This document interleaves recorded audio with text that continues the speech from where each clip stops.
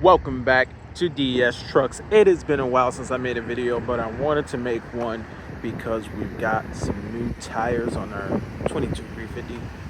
We went with the Wrangler Duratrac. These are a new tire here. I believe these are called the DuraTrac RT. Definitely interesting. New tread pattern, new thicker sidewall, three-ply instead of a two-ply on the other one. And the tread pattern is actually just a little bit tighter, a little bit less voids.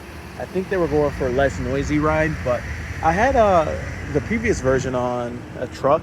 I had the Wrangler Duratracs on a 2019 250, and those ones were 33s. This one I was going for more of a 35-inch size. Tell me what you think about how it looks in the 35-inch size. The actual overall rotating diameter on this tire is 34.5 inches, which is about as close as I could get to a 35. And when you look at the numbers on here, the tire size is a LT 295/70 with a 18-inch rim. So factory rim with 295/70. So new thing about this tire compared to the outgoing model, I think they kept the compound the same. I think they added more siping for better wet weather control.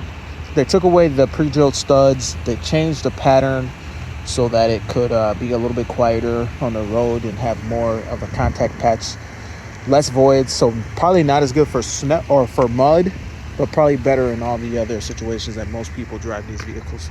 And they also did a more aggressive sidewall here with a different pattern on the side, but a little bit more aggressive. But yeah, I honestly went with this tire because of how it looks. But I think there might be some better performers out there, at least as far as the reviews or what's like recommended by the mechanics and all that. I think the Falcon Wild Peaks might be a more well-reviewed tire overall, but I'm not sure if that's going to still be the case with all these other tire manufacturers trying to catch up to the Wild Peak. You know, everybody really raved about the Wild Peaks. The reason I didn't get the Wild Peaks on this truck or the previous truck and why I got the Duratracs is I felt the Duratracs looked a little better, and the compound on the Wild Peaks, from my research, was like a higher silica in the tire compound, but it was only for the half-ton trucks. So I did have a set of those on the half-ton that I had, and they were pretty dang good tires. At the time, it was like the best tire that I ever had on a vehicle. I think, you know, comparing it to a Super Duty that I had a Duratrac on, like I said, I had a Duratracs on a 19 with a 33-inch. I feel that maybe those Wild Peaks were a little bit better, but again, different compound. Being it was a half-ton truck, I believe they had the higher silica. So the Duratracs, you know, I remember getting them for the first time. How could you forget spending that kind of money, you know? I think it might have been like $1,300 at the time for the 33-inch ones. And honestly, I think they had a hole in them or something, so they plugged the hole. They were like factory takeoffs so that someone got a hole punched in them. So Discount Tire plugged up one hole and then gave me a deal for the tires. I remember that they felt a little squishier than how these feel. Could be related to the fact that these have a three-ply sidewall instead of a two-ply sidewall. They felt a little bit spongier, softer, so to speak, than these tires. And they were a little bit noisier for sure. These tires that we have now, they're RTs. I have to say that they're pretty quiet, almost like a stock tire sound. Those other ones did have road noise, and the road noise got louder as they worn in. And you could feel on those other ones, you could feel those knobs a little more, the knobbiness of it. It was more like, even coming to a stop, it just felt you know, rougher. You could feel those knobs as you were coming to the stop. Now, it could have been because they were starting to get more worn, but hopefully with this set, I'll be able to keep the tires rotated enough to where it won't really be an issue with the knobbiness. So kind of curious how that works out. We'll see how it goes, but so far I'm pretty impressed with how these tires are performing. They are doing really well. Which way do I want to go? But no, I'm in the 250, and this is quite a bit different than what I'm used to driving. I'm used to driving my 450, and my 450 is a 23 Lariat, and I'm thinking to myself, like, I don't mind driving this. It's still a nice truck, even though it's an XL trim.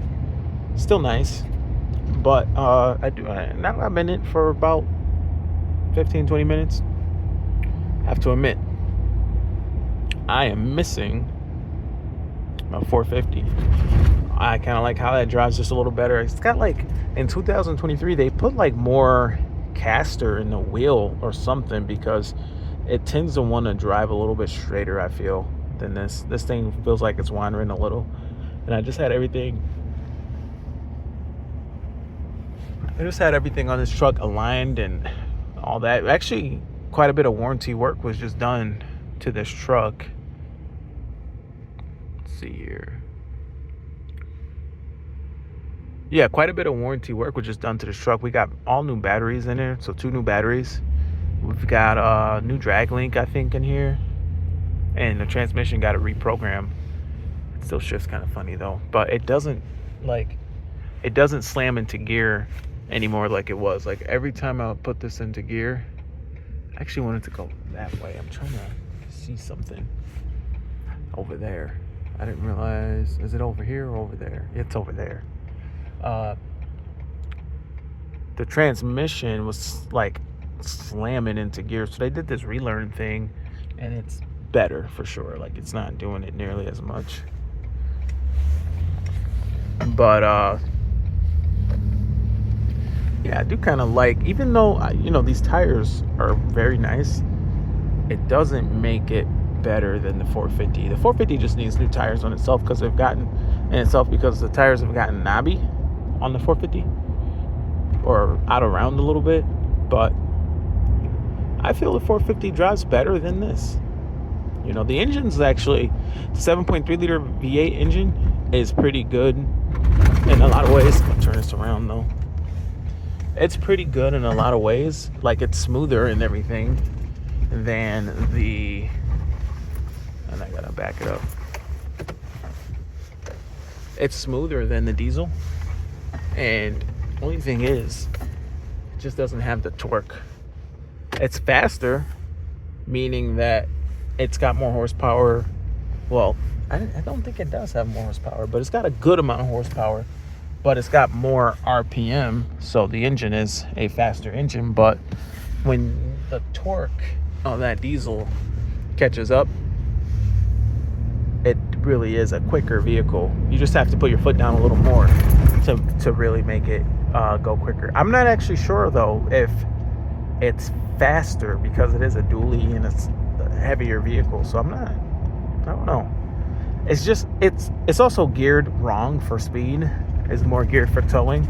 So, you know, with that much low end torque, it's probably just not a fast truck, because the low end torque is just not, it's just geared for pulling and not for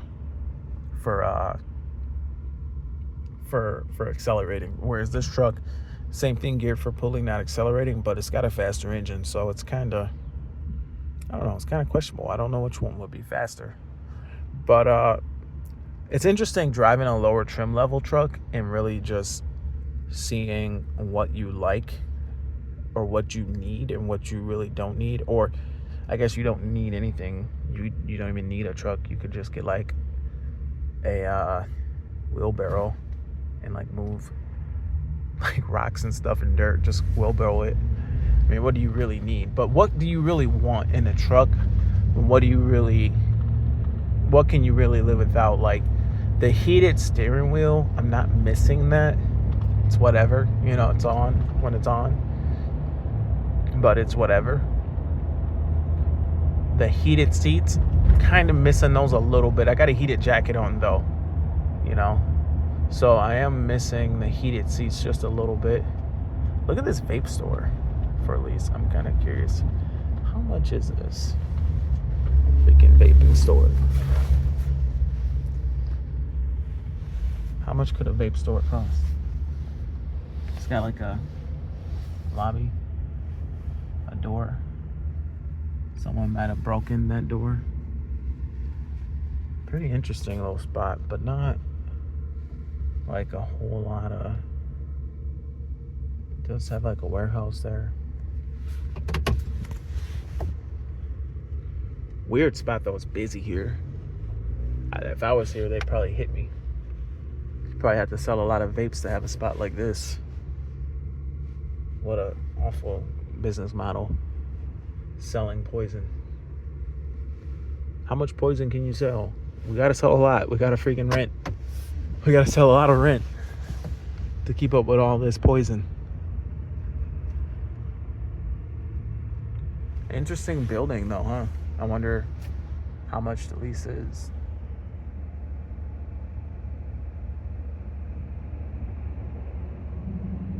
But yeah, let's but yeah, it's interesting to see the features. The heated steering wheel not missing.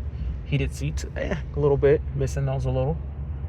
But what I'm really missing is that amount of steering wheel return with the higher amounts of caster that the 23's I think have, or at least the 450's have, where the 450's used to really wander around the road, but now they don't. What else is it that I'm missing? I really like and enjoy a good audio system.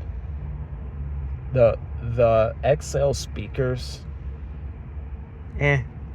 not a huge fan of it. I don't know why on the Hilarious they have to call it Bang & Olufsen and all that stuff. Why don't they just leave it alone and call it like Ford speakers or like Ford Premium speakers or something like that? Why do they gotta get involved with these other companies like Sony and Bose and Bang & Olufsen and all that, just to have like another company's logo all over your product? When just put some speakers in it, put some like good enough speakers for the mid-range, and then put like some nicer ones in there. It's how hard is it to have a nice speaker? Why do you need another company like Bang & Olufsen? And it's not that good. The sound system is not ever that good. So what is the big deal? And why does it need to be like another company, like they're making this great grandiose sound system, which they're not? So interesting. But yeah, good sound system. When the sound system's not good, that's one of the things that bothers me.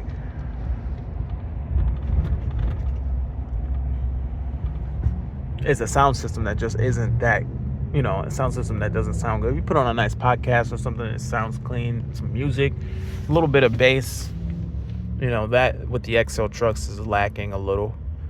The bigger screen is nice with the Android Auto. It's nice. I'm kind of missing that for sure. Although with the phone mount, it kind of alleviates that a little bit. Just mount the phone up on there. So that whatever. But yeah, other than those couple items, it's not that different. It's not, it's not like every feature that they put in these trucks, the loaded ones, is like a great feature. It's like they're just trying to throw so much into them. And some of these items are just not even wanted. I know the massaging seats, and it was interesting that they came out with this new multi-contour, multi-position, max recline seat, and so many people are complaining that the seat's not even comfortable.